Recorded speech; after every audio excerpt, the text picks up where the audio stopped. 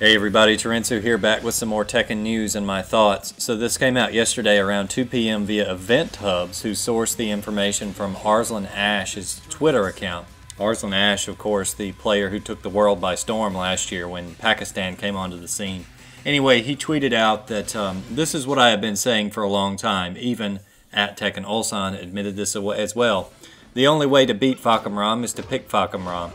We Pakistani people, majority top players, are not playing this stupid character as it is banned in almost every tournament in Pakistan. This was of course in response to some footage posted by Nee from a tournament that came down to him in Ulsan, with the final match being Fahkumram versus Fahkumram. Nee went on to say, I mean, we have our favorite characters, but in order to win at tournaments, we have to play an OP character. I think this is Tekken 7. Arslan then responded that I was not criticizing your win by picking Fahkumram. Instead, I was talking about the game meta and the cycle of introducing OP characters to the game and our behavior, that if we will not play that character, we can't win. We all respect you. And of course, Ulsan had originally said the only way to beat Fahkumram is to pick Fahkumram. So that's the fact part. My opinion part is that many people are obviously not happy with the direction of Season 3. The extremely high damage, the overpowered DLC characters, and the lack of communication have all left a bad taste in a lot of the, at least professional players' mouths, I think. It's worse that all these overpowered characters you have to pay for. I try not to be cynical about this thing, but, I mean, the cynical person would say that Namco is selling characters that they know are broken because they know people will pay for them if they can get an advantage with them. The very cynical person would say that. I'm not sure it's not so much just lack of resources for a 7-year-old game and coronavirus that's causing this, but you could definitely make that argument that they were trying to sell overpowered characters. I mean, every character in Season 3 is good. Leroy, of course, was the best, just boss character level. Fahkumram is extremely good, now banned in Pakistan. Zafina is extremely good if you know what you're doing with her. And then Ganryu is... Everybody's sleeping on Ganryu because nobody uses him, but he's extremely strong. Seriously, look it up. Anyway, you may have watched the video I posted earlier this week where I mentioned that there was going to be this Tekken News web event.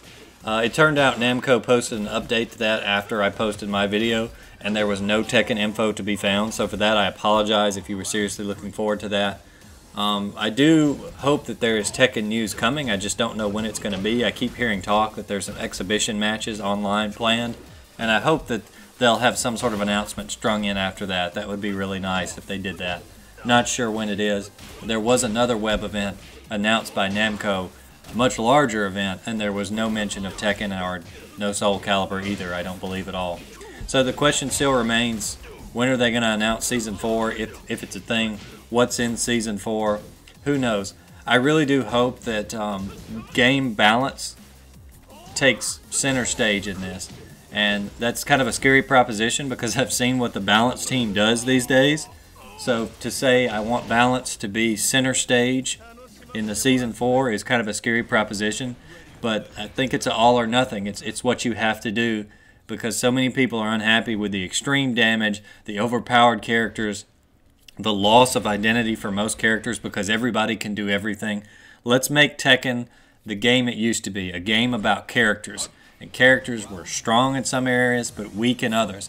High damage required high execution. And that sounds elitist, but I'm just trying to say that the game is more rewarding and more fun when you put in the time to learn something and you're rewarded heavily for it.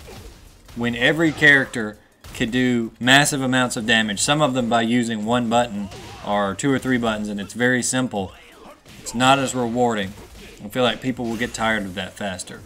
So that's just my hope that if we're getting more characters, great, but I really would like to see balance as center stage for Season 4 if it's happening, which I believe something is happening. Maybe it's not Season 4, but something is happening.